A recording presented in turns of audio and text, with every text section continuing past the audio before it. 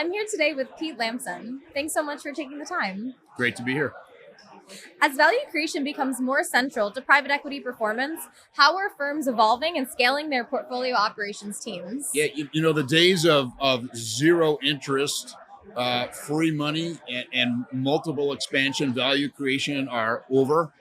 Execution now matters, right? And it's kind of the answer to that question. I think really will vary by portfolio company. It will vary by firm. It will vary by growth stage. It will vary by market sector. So there's no real one size answer. But generally speaking, it's assisting companies in ensuring that they are executing the plan to create value that is appropriate to them, and ensuring that they not only have the visionary leader in place who can effectively communicate to the team, galvanize both the market and employees, but also that they have the right staff in place to execute that vision. And that requires clarity. It requires focus.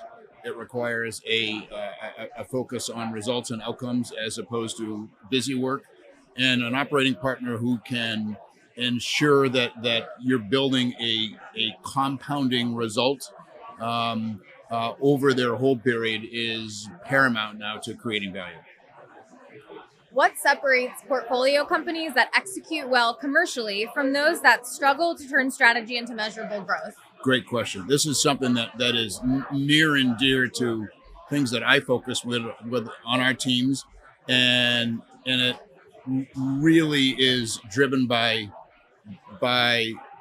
focus and clarity, not trying to do too many things, helping an organization focus near term on the 2, 3, 4 things that matter, and that's it, to achieve their long-term objectives. So what we'll focus on at Volition, as an example, is where does a particular company want to be in 3 years?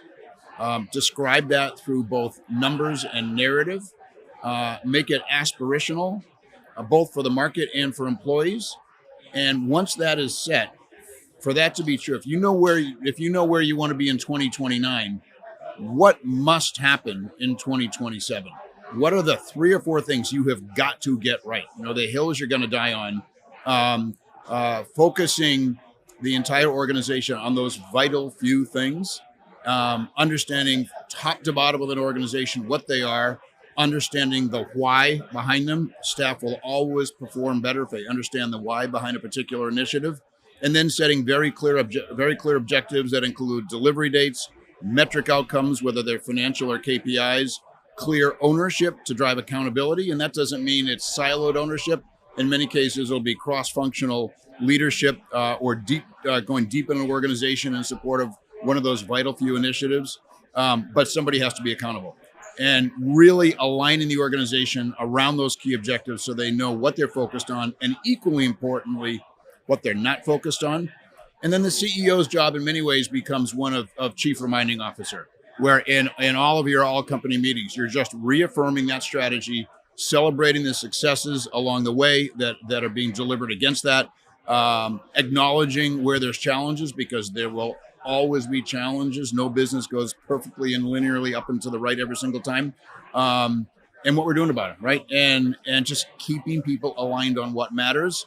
There's also a notion of plan the work and work the plan, but not blindly. And what that means is we're going to set our vital few 3 key objectives, and we're going to galvanize the entire organization around these things unless something changes. And that doesn't mean we're chasing shiny objects, but it means that at times market conditions warrant a pivot, or there's something has happened on a macro level, or within our marketplace, or within our customers, or with a technological advancement such as AI, and what's happened with the launch of when the world changed with Anthropic's release of Office 4.5 in December, where you need to pivot away from those things.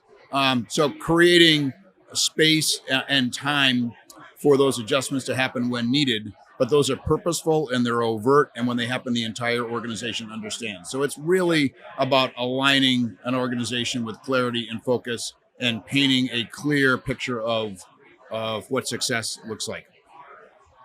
How should operating leaders think about balancing specialist expertise with broader cross-functional execution across a portfolio? Both are critical.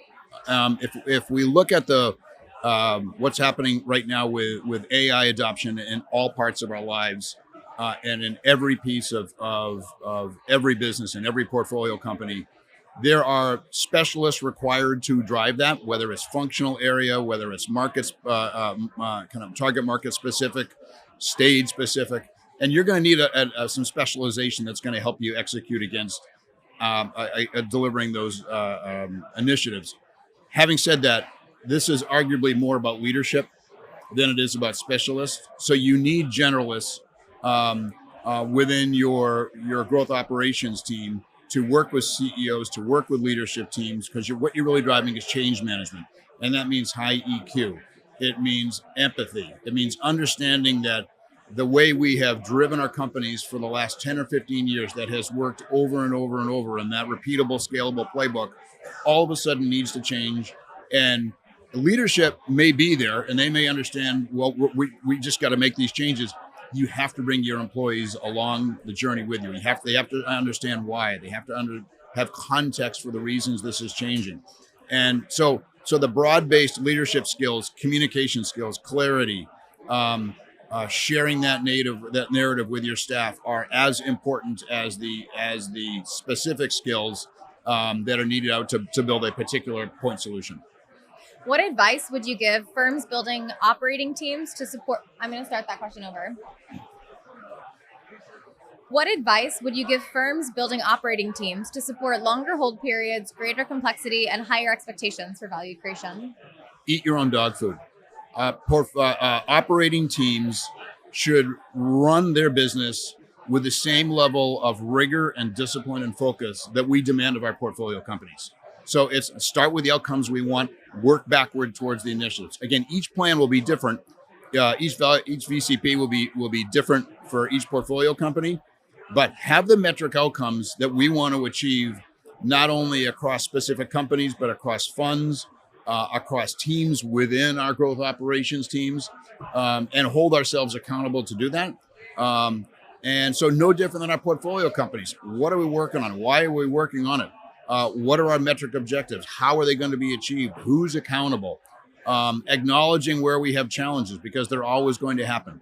And so treating our portfolio management teams with the same level of accountability and expectations that we do our CEOs and our management teams, it's the exact same approach that we expect of our portfolio companies.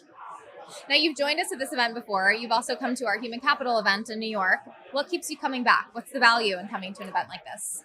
Two things. First, community and an ability to meet with professionals outside of the small sphere, comparative sphere that we travel in as a single private equity company, and meet with counterparts who have similar roles in firms and hear what's working for them.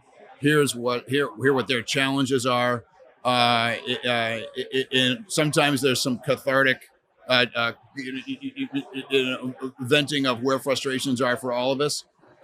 That's helpful at times, but it's mainly the learning we get from one another that really is the value here. And whether it's in kind of curated networking opportunities for social engagements, or through panel discussions or group discussions and breakout sessions, those are super helpful.